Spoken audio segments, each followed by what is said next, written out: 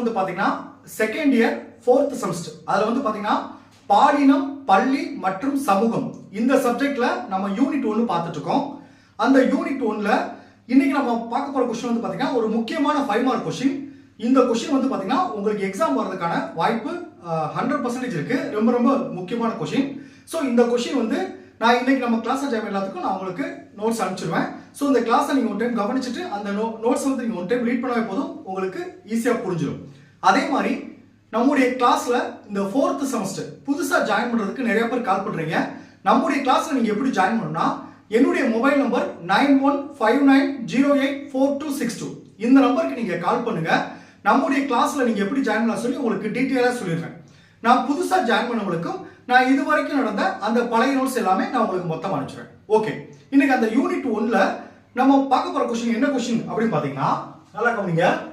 சமூகத்தில் பொருளாதார அடிப்படையிலான, இதான் முக்கியமான வார்த்தை, பொருளாதார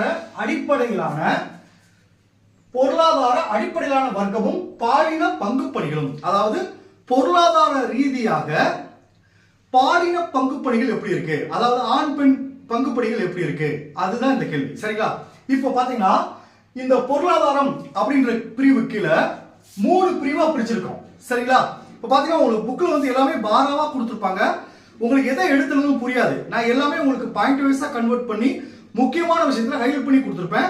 நான் பிரசன்டேஷன் பண்ண மாதிரி நீங்க எக்ஸாம் பண்ணுங்க, உங்களுக்கு நல்ல மார்க் கிடைச்சிடும். இப்போ பாருங்க, பொருளாதார ரீதியான்றப்ப உயர் வகுப்பினர், நடுத்தர வகுப்பினர், கீழ் வகுப்பினர், இப்படி 3 பிரிவா பிரிக்காங்க. இந்த உயர் வகுப்பினர்ல பெண்களுடைய நிலைமை இன்னைக்கு எப்படி இருக்கு? உயர் வகுப்பினர் நல்லா கவனிச்சுக்க, பெண்களுடைய நிலைமை பத்தி தான் இந்த क्वेश्चन சொல்லிருக்காங்க. உயர் வகுப்பினர்ல பெண்களுடைய நிலைமை இன்னைக்கு எப்படி இருக்கு? அதே மாதிரி நடுத்தர வகுப்பினர், நடுத்தர அந்த மிடில் கிளாஸ் சொல்லுவாங்கல்ல, அந்த இடத்துல வந்து பெண்களோட நிலைமை எப்படி இருக்கு? அடுத்து கீழ்நிலை வகுப்பினர், இந்த கீழ்நிலை வகுப்பினர்ல வந்து பெண்களோட நிலைமை எப்படி இருக்கு? இந்த 3 பிரிவா பிரிச்சு நான் உங்களுக்கு கொடுத்துருக்கேன். இப்போ பாத்தீங்கன்னா உயர் வகுப்பினர்ல முக்கியமான 4 பாயிண்ட்ஸ் நான் எடுத்திருக்கேன். அதே மாதிரி நடுத்தர வகுப்பினர்ல பெண்களோட நிலைமையில முக்கியமான 5 பாயிண்ட் எடுத்திருக்கேன். அதே மாதிரி கீழ் வகுப்பினர்ல பெண்களோட நிலைமையில முக்கியமான 5 பாயிண்ட் எடுத்திருக்கேன். இந்த பாயிண்ட் நான் சொல்லும் போதே உங்களுக்கு ஈஸியா புரிஞ்சிடும். சரிங்களா? இப்போ ஃபர்ஸ்ட் பாருங்க, இந்த உயர் வகுப்பினர்ல பெண்களோட நிலைமை இன்னைக்கு எப்படி இருக்கு? உங்களுக்கு என்ன சொல்லிருக்கேன்? அதுல முக்கியமான 5 பாயிண்ட் சொல்லிருக்கேன். அதுல ஃபர்ஸ்ட் பாயிண்ட் பாருங்க, பெரும்பாலான உயர் வகுப்பினர் பிரிவினரில் பெண்மணிகள் தனது பேரிலேயே சொத்துக்களை உடையவர்களாகவும், அதாவது உயர் வகுப்பில் இருக்கிற பெண்கள் வந்து தன்னுடைய பேர்ல சொத்துக்கள் வச்சிருப்பாங்க, கல்வி பெற்றவர்களாகவும் சமூகத்திறன் வாய்ந்தவர்களாக இருப்பார். உயர் வகுப்பினர்லாம் தன்னுடைய பேர்லயே சொத்து வச்சிருப்பாங்க, கல்வி பயின்றவர்களா இருப்பாங்க, சமூகத்துல ஒரு முக்கியமான பொறுப்புல இருப்பாங்க. செகண்ட் பாயிண்ட் பாருங்க, அன்றாட குடும்ப பணிகளுக்கு பல்வேறு குலப்பிரிவினர் பணியை அமர்த்திக் கொள்வார். குடும்ப சமையல் பண்றதுக்கு எல்லாத்துக்குமே தனித்தனியா வேலையாளர் வச்சிருப்பாங்க. அந்த உயர் வகுப்பினர் இருக்கவங்க. சரி, அதை சொல்றாங்க, அன்றாட குடும்ப பணிகளுக்கு பல்வேறு குலப்பிரிவினரை பணியில் அமர்த்திக் கொள்வதில் தயக்கம் காட்டுவதில்லை என வேலைக்கு அமர்த்துள்ளார். எனினும் தனது உறவினர், ஜாதியினர், மதத்தினர், சொந்த ஊர், நகரம் சார்ந்தவளையே அதிகம் நம்புவார். அதாவது நமக்கு தெரிஞ்சவங்களை வேலையால வச்சுக்க நம்பிக்கைக்குரிய இருப்பாங்களுக்காக வச்சுக்குவாங்க. இதெல்லாம் உயர் வகுப்பினர். இது மிடில் கிளாஸ், கீழ் வகுப்பினர்லாம் வேலையால வச்சுக்க மாட்டாங்க, அவங்களே எல்லா வேலையும் பார்ப்பாங்க. 3வது பாயிண்ட் பாருங்க, சமூக வாழ்வில் அதிக சுதந்திரம் உடையவர்களாக இருப்பர், ஆனால் குடும்பத்தில் முக்கிய முடிவுகளை எடுப்பவர்களாக ஆண்களை விரும்புவார். அதாவது பாருங்க, சுதந்திரமான வாழ்க்கை இருக்கும், ஆனா குடும்பத்துல முக்கியமான முடிவுகள் எடுக்கிறது வந்து ஆண்களோட ஆதிக்கம் தான் இருக்கும் அப்படின்னு சொல்றாங்க. அது உயர் வகுப்பினர்களே வந்து பாத்தீங்கன்னா ஆண்களோட அதிகத்தான் அதிகமா இருக்கு சொல்றாங்க. அடுத்து லாஸ்ட் பாயிண்ட், 4th பாயிண்ட் பாருங்க, பெண்கள் தாம் விருப்பப்படி ஏற்ற பணிகளை மேற்கொள்ள அனுமதிக்கப்பட்டாலும், தாம் விரும்புகிற பணியை வேலையை செய்ய அனுமதிக்கப்பட்டாலும் அவை குறித்த முடிவுகளை மேற்கொள்வதில் ஆண்களாகவே இருப்பார். அவங்க வேலைக்கு போக ஆசைப்பட்டா கூட எந்த வேலைக்கு போகணும் அப்படின்னு முடிவுன்றத ஆண்களாகவே இருப்பார் அப்படின்னு சொல்றாங்க. சரிங்களா? இதுதான் உயர் வகுப்பினர்.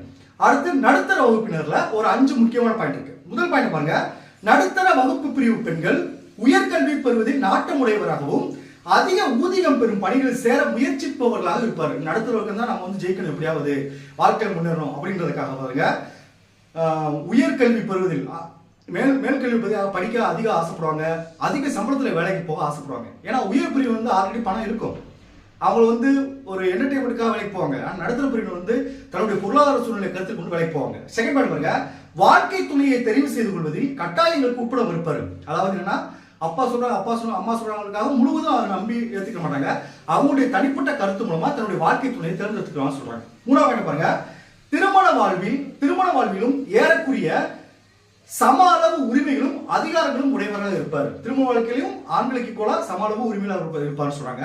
4வது பாருங்க, அனைவரும் சேமிப்பு கணக்கு, ஆயுள் காப்பீட்டு திட்டம், சொந்த குடியிருப்பு போன்றவற்றில் முதலீடு செய்வதில் நாட்டமுடையவர்களாகவும் தம் குழந்தைகள் மிக உயர்நிலை எட்டுவதற்கு முயற்சிகளை மேற்கொள்பவர்களாகவும் இருப்பார். நடுத்தரவர்கள் தான் இருப்பாங்கன்னு சொல்றாங்க.